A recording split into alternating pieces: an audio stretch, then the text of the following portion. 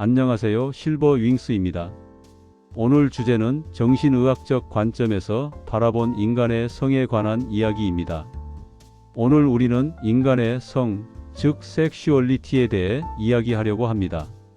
하지만 이 이야기는 흔히 들을 수 있는 섹스는 사랑의 표현이다라는 단순한 구호 차원의 이야기가 아닙니다.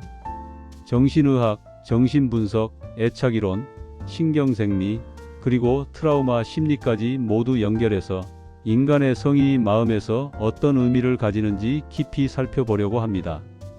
결론부터 말씀드리면 성은 단순히 몸의 쾌락을 다루는 주제가 아닙니다. 성은 나는 누구인가? 나는 누구와 연결될 수 있는가? 나는 안전한 존재인가라는 가장 근본적인 정체성의 질문을 건드리는 영역입니다. 먼저 이런 질문들로 시작해 보겠습니다. 저는 왜 이런 욕구를 느낄까요? 왜 저는 어떤 사람에게만 유난히 강하게 끌릴까요? 사랑 없이 성관계가 가능한가요? 가능하다면 그건 건강한 걸까요? 아니면 공허함일 뿐일까요? 제가 원하는 방식은 정상일까요? 아니면 이상한 걸까요? 겉으로 보면 이 질문들은 전부 성 자체에 대한 고민처럼 들립니다. 하지만 정신의학적으로 보면 이 질문들은 거의 모두 나 자신의 구조에 대한 물음입니다. 다시 말해 나는 어떤 존재로 취급받고 싶은가? 나는 괜찮은 사람인가?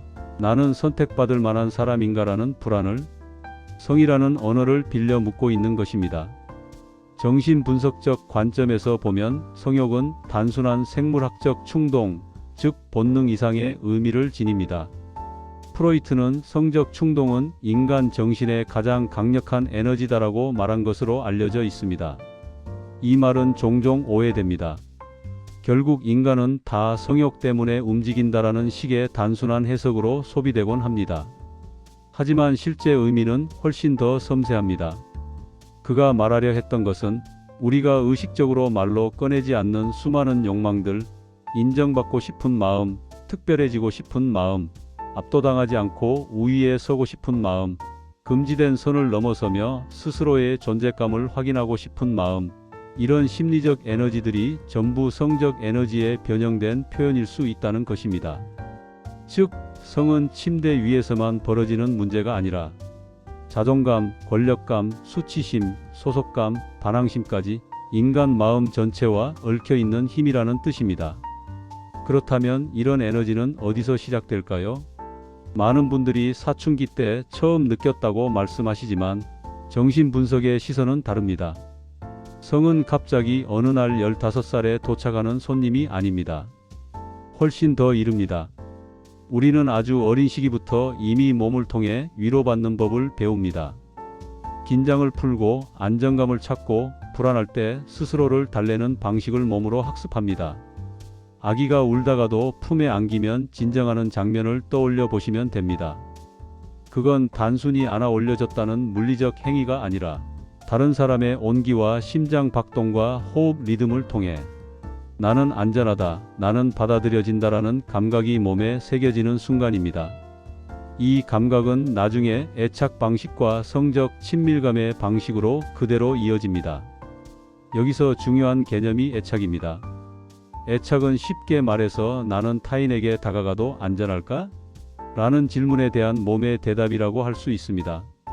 안정적인 애착을 형성한 사람은 타인의 접근과 친밀함을 위협으로만 받아들이지 않습니다.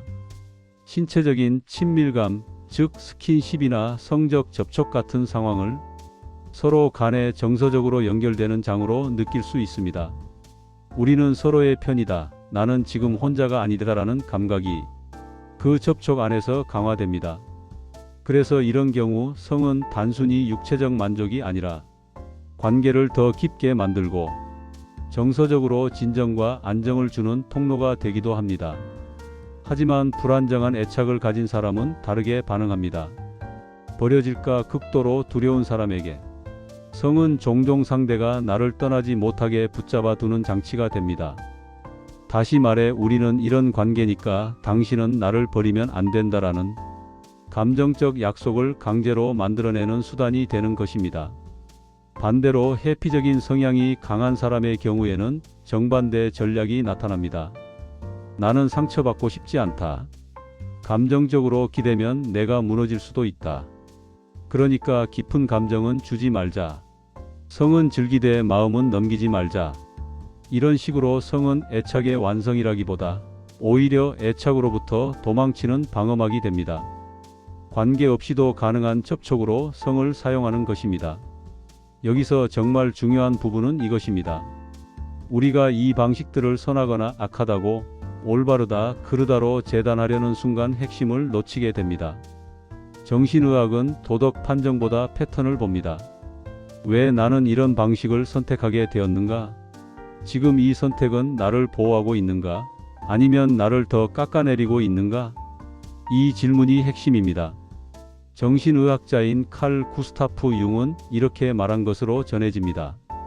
우리는 무의식에 지배되고 그것을 운명이라 부른다. 이 말은 연애와 성에 아주 정확하게 들어맞습니다. 이런 경험 많지 않으신가요? 왜 저는 늘 비슷한 유형의 사람에게 끌릴까요? 왜 저는 비슷한 방식으로 상처를 받고 비슷하게 후회하고 결국 비슷하게 끝나버릴까요? 우리는 흔히 그걸 인연인가 봐요. 제 팔자인가 봐요 라고 말합니다. 하지만 융은 그걸 이렇게 해석합니다. 그건 단순한 취향도 하늘이 정해준 운명도 아니라는 겁니다. 내 안에서 아직 해결되지 않은 감정적 장면이 다시 무대 위로 올라와 재현되고 있다는 겁니다. 즉, 내 무의식 속 상처가 배우를 고르고 무대를 꾸미고 조명을 켜고 같은 이야기를 다시 시작하게 만든다는 것이죠. 그럼 무의식은 왜 그런 재현을 할까요? 정신의학은 이것을 단순히 또 그 패턴이야? 왜 또 거길 가? 라고 하지 않습니다. 오히려 이렇게 봅니다. 이건 치유 시도일 수 있다고요. 버려졌던 경험이 있는 사람은 이번에는 버려지지 않을 수 있을까? 라는 다른 결말을 기대하며 비슷한 유형의 사람에게 또 끌립니다. 지배당하고 눌렸던 경험이 있는 사람은 이번에는 내가 무너지지 않고 버틸 수 있을까? 라는 가능성을 시험하기 위해 다시 유사한 권력 구조 안으로 들어갑니다. 즉, 반복은 어리석음이라기보다 해결되지 않은 감정이 완결을 원하고 다른 결말을 시도하는 과정일 수 있다는 것입니다.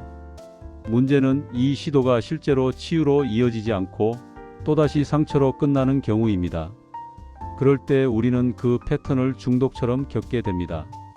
벗어나고 싶은데 계속 반복되는 관계, 반복되는 상황. 이건 분명히 나한테 해롭다는 걸 아는데 이상하게 못 끊겠다. 이 지점에서 정신치료가 개입하게 됩니다. 이제 많은 분들이 궁금해하시는 질문으로 넘어가겠습니다. 정상과 비정상은 어디서 갈립니까? 이건 건강한 성이고 이건 병적인 성이다. 이런 기준이 있습니까? 정신의학은 최근 이 문제를 매우 조심스럽게 다룹니다. 크게 세 가지를 봅니다. 첫째, 동의와 안전이 있는가? 이건 말로만 괜찮아라고 했느냐가 아니라 실제로 두 사람 모두가 자유롭게 원한다라고 말할 수 있는 상황이었는가? 그리고 중간에 그만하자고 말할 권리가 살아 있었는가를 뜻합니다. 둘째, 그 행동이 나 자신이나 타인에게 명백한 손상을 반복적으로 일으키는가? 즉, 그 경험이 심리적 안정, 신체적 안전, 인간관계, 자기 자존감에 지속적인 손해를 주고 있는가를 봅니다.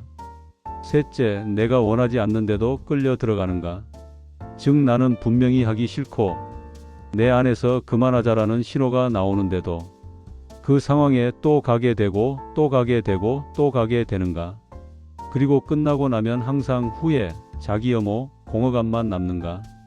정신의학은 합의된 성적 행동 자체를 이상하다, 문제다라고 자동으로 병리화하지 않습니다. 누군가의 성적 취향이나 성적 상상 자체는 매우 넓은 스펙트럼 위에 있다고 봅니다. 문제가 되는 것은 두 가지입니다. 첫 번째는 명백하게 동의 없이 타인을 침범하고 상처를 남기는 폭력입니다. 이것은 단지 개인의 취향 문제가 아니라 명백히 범죄의 문제이며 타인의 신체적 정서적 자율성을 파괴하는 행위입니다. 두 번째는 자기 자신에 대한 침범이 반복될 때입니다. 쉽게 말해 저는 사실 하기 싫은데도 계속하게 돼요. 하고 나면 늘 공허하고 제 자신이 더 초라해졌다는 생각이 드는데도 또 그 상황으로 가요. 이건 단순한 호기심이나 즐기고 싶어서의 차원을 넘어 자기 무시 혹은 자기 처벌의 패턴일 수 있습니다. 여기에는 자존감과 자기 가치를 바라보는 감각이 깊게 얽혀 있습니다. 스스로를 충분히 존중하지 못하는 분들은 나는 존중받아야 한다, 나는 안전해야 한다라는 아주 기본적인 권리를 자기에게 허락하지 못합니다. 아니면 그 권리가 나에게는 애초에 없다고 느끼기도 합니다. 그래서 거절하거나 중간에 멈추자고 하거나 이 방식은 싫습니다라고 말하는 것을 극도로 어려워합니다. 이건 단순히 성격이 소극적이어서가 아닙니다. 나는 그렇게 요구할 만큼 가치 있는 사람인가? 라는 질문이 몸속에서 막혀 있기 때문입니다. 결과적으로 멈추고 싶어도 이렇게 말했다가 이 사람이 떠나면 어떡하지라는 공포 때문에 말을 못하고 끝나고 나서는 왜 나는 그것도 못 말하지? 왜 나는 나를 못 지키지라며 다시 자신을 깎습니다. 이건 마음이 자기 자신을 천천히 소모시키는 구조라고도 할 수 있습니다. 이 지점에서부터 성은 더 이상 단순한 육체적 행위가 아닙니다. 성은 자기 돌봄 능력을 시험하는 무대가 됩니다. 나는 지금 이 순간 내 편인가? 아니면 나를 버리고 있는가? 정신치료실에서는 그래서 성행위 그 자체만 묻지 않고 그 이후의 정서 상태를 함께 묻습니다. 끝나고 난 다음에 그 관계가 나를 더 안정되게 만들었는가? 불안을 잠시라도 가라앉혀 주었는가? 나는 혼자가 아니다라는 감각을 조금이라도 남겼는가? 만약 그렇다면 그건 내 신경계가 그 상황을 비교적 안전했다라고 기록했을 가능성이 있습니다. 반대로 끝나고 난 다음에 더 공허하고 더 불안하고 더 열등하게 느껴지고 나는 그냥 사용된 것 같다는 생각만 남는다면 그건 내 몸과 마음이 그 경험을 안전하지 않은 경험, 존중받지 못한 경험으로 분류하고 있다는 뜻일 수 있습니다. 이게 반복된다면 내 자존감 체계가 서서히 침식되고 있다는 강력한 경고일 수 있습니다. 여기서 우리는 생리적인 반응도 볼 필요가 있습니다. 사람은 친밀한 접촉을 할 때 단순히 쾌락 신호만 받는 것이 아니라 결속과 유대감을 강화하는 신호도 함께 받습니다. 즉 기분이 좋다라는 감각과 나는 지금 이 사람과 묶여 있다라는 감각이 동시에 생길 수 있다는 뜻입니다. 문제는 이 결속감이 항상 건강한 관계에서만 생기지 않는다는 것입니다.